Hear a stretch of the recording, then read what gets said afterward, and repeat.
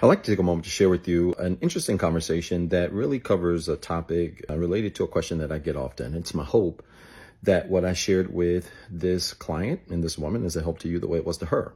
She is 33 years old. She is a client that I've been working with for about 5 or 6 months now. And when I met with her, she was just out of a 6-year relationship. She has no children. And she said, "Doc, I came to you 6 months ago because I really took about 2 years to heal. I found your work and I was waiting to get on your calendar for about a year and a half. Had been tuning into the lives on Thursdays. I had signed up for a few group works and understood very clearly what the work looked like. And so I want to thank you for that." She said, "I found my work and really, as a result of doing the work, I wanted to go slow." I said, "Well, kudos to you." And I had noticed over the 6 months that we've been working together, we probably met maybe once every 2 months. She was a little more advanced in her work in terms of the work she had been doing daily to become the best version of herself and heal from this breakup. I knew where she was in her tenure. And so we recently met and thus this call, and she says, "Doc, I'm getting approached by men all the time. And the weather will be changing in a couple of months. I'm in the gym almost every day, 5 or 6 days a week. I'm really taking care of my body. I've done the mental, emotional, spiritual work, I believe. I'm really taking care of my body physically and my finances as well."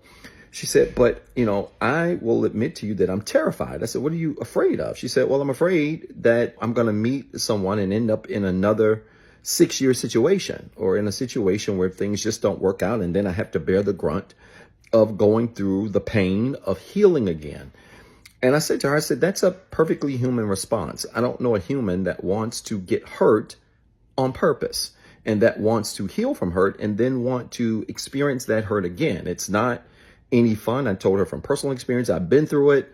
And so when you've gone through hurt and pain, and you've healed and recovered, there is always this perhaps natural fear that you may be hurt again. She said, "Well, I agree with that, Doc." And she said, "I've had few conversations with men over the phone. I've had men DM me and we would communicate back and forth.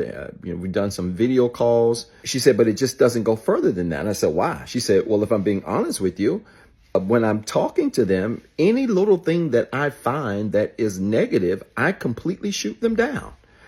I said, "Really?" She said, "Yeah." I said, "Give me an example." She said, "Well, I could meet someone who texts more than he calls, and I see that as a red flag. Or I can meet someone who doesn't maybe carry a solid conversation. They talk about the same things over and over again, and I see that as a red flag. And so I stopped talking to him. I meet someone who maybe doesn't have the kind of style that I'm used to in terms of a man or men that I normally date.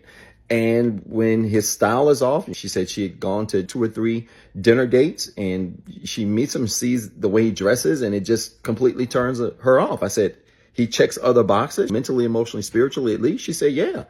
They're typically pretty decent guys, but it can be little things like that that just bring about red flags. And I just find myself in this space where I'm always seeing things that's wrong with these men.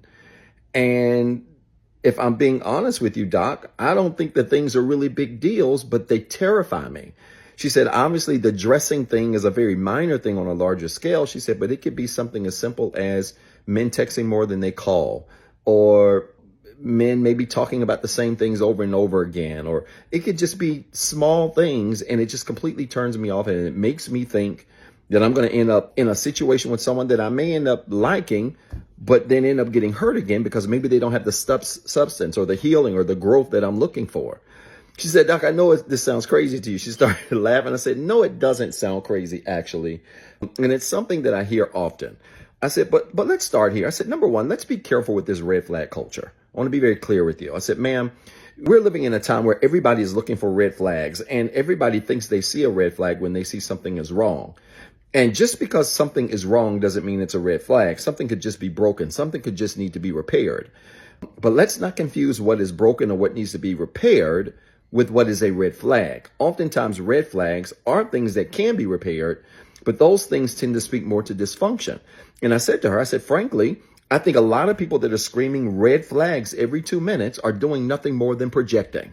She said, "Wow." I said, "Yeah, I said, I'm telling you, without a doubt, most of the people that are picking out all of these red flags and shooting down what might be suitable suitors as it relates to people that they could date or get to know, a lot of times those red flags are nothing more than them projecting their own fears onto other people who don't even know who they are. She said, Doc, I think I'm doing a lot of that. I said, I will say to you, ma'am, I think you're operating in amazing self-awareness, because most people get on this camera with me and these calls, and they don't even see themselves in this. They really think everybody else is the problem. They think everybody else has all of these startling red flag issues, when in actuality, what you see in these people might be true, but your fear of it oftentimes is nothing more than projection that's keeping you stagnant on the sidelines. She said, I agree with that, Doc. I said, let's take this a step further. I said, what I want you to realize is that at the end of the day, your greatest place of strength is also your greatest place of vulnerability. That anytime you can get into a place where you are functioning in great vulnerability, you're functioning in great strength. She said, Doc, I remember that video that you did where you defined vulnerability. I said, exactly. Vulnerability is belief in your ability to recover more than your fear of being let down, more than your fear of failure, more than your fear of something happening to you. I said, and most people are not in a place of vulnerability. Thus, they find themselves pursuing, trying to get to know people, trying to engage people, trying to date people, but they haven't reached a place that there is nothing that this person that I'm getting to know can do to me that is greater than my ability to recover from what they might do to me. And until you can get to that place, you're really not ready to date. She said, I agree with that. She said, I think that's part of my problem. I said, I know that's part of your problem. I said, let me give you a little quick analogy to think about. My son is getting ready for I was telling her my son is getting ready for his first overnight trip. It's a school camping trip. Very similar to what we did as kids. We went to what's called 4-H camp, and he's getting ready for that. And I was telling my client about how he's getting prepared for that. And one of the things that we did when we were at 4-H camp is this exercise where they put you on this step. It's probably about 3 feet tall. And you stand up there on this step, and they put a blindfold around you, and they have you put your arms across your chest, and they ask you to fall backwards. She said, yeah, Doc, I've heard of that before. I said, perfect. I said, they ask you to fall backwards. You're blindfolded. And the purpose of that is to trust what? She said, it's to trust that the people that are standing around you, that they will get people and put people around you to catch you. I said, exactly. I said, but ma'am, what if the instructor tells you to get up there, puts the blindfold on you, tells you to fall backwards, and nobody catches you? What's going to happen? She said, I'm going to hit the ground. I said, are you going to die? She said, it's a good chance I'm not. I said, why? She said, because I'm only 3 feet in the air. I said, exactly. You're not going to die. You might hurt something. You might hit something. The fall might even hurt. I said, but ma'am, you're going to recover. I said, and this is what we have to understand when it comes to vulnerability. When it comes to vulnerability in this healing space, healing mentally, emotionally, spiritually, physically, and financially, when you can trust in your wholeness more than the risk of something happening to you, you are operating in this place of vulnerability. You've got to trust and believe, ma'am. You've been doing this work now for 2.5 years. And kudos to you for taking this 2.5 years to settle, to try to heal, and to get prepared. But it is the very fact that you get the EBGBs, and you get, in her words, she used the word EBGBs several times. You get the EBGBs, and you get the creeps, and you start feeling on edge, thinking that somebody's going to harm you, that even after 2.5 years of work, that is proof that you don't believe that if you attempt to date someone, you're going to get up on that step, fall backwards, and you really believe nobody's going to catch you. And not only that, you believe that if nobody catches you, what's going to happen? She said, I'm going to hurt myself. I said, and until you can get beyond that, ma'am, you're just not ready to date. You're just not ready to date because you are more afraid of failing. You are more afraid of hitting the ground than you are taking the chance to believe that if it doesn't work out, you're going to be okay. I said, and that's okay, ma'am. I wish people were more honest in this dating space like you, who are doing all of this work and think they're ready, but because they find every little red flag about somebody, because they have all of these fears and apprehensions that they project onto other people that are really grounded in the fact that they need to do more work. I wish more people were more self-aware like you to realize that until I can stand up 3 feet in the air, fall backwards, and whether I'm caught by the person I'm trying to date or that person lets me down, either way, even if it hurts a little, I have the ability through the work that I've done to brush myself off, get up, take the blindfold off, prepare for the next fall, and try it again. I said, and ma'am, that's what healing looks like. Healing doesn't look like somebody won't hurt you. Healing looks like I've done enough work that in the event that they do hurt me, I am assured that I'm able to recover from the thing that happens to me. She was really grateful. She's doing a phenomenal job. I told her, one of the most self-aware clients that I've worked with in a very long time, and she's going to be okay.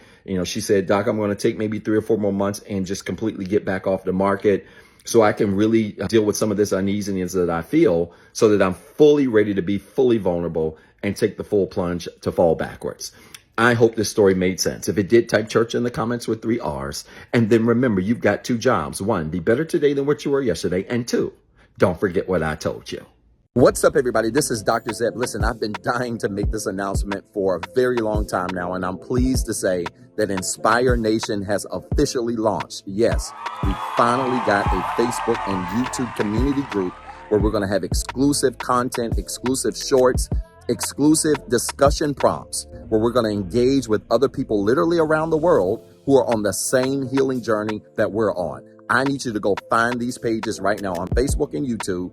Inspire Nation, follow the page, join the group, introduce yourself, and be prepared to link up with literally thousands of people around the world who are on the same healing journey, who are looking for the same resources, and who want to also be surrounded with other like-minded individuals who are growing in the same direction as you are. I'm so excited about this because it's the beginning of some great things I can't talk about right now. Listen, you got 2 jobs. 1, be better today than what you were yesterday. And 2, don't forget what I told you.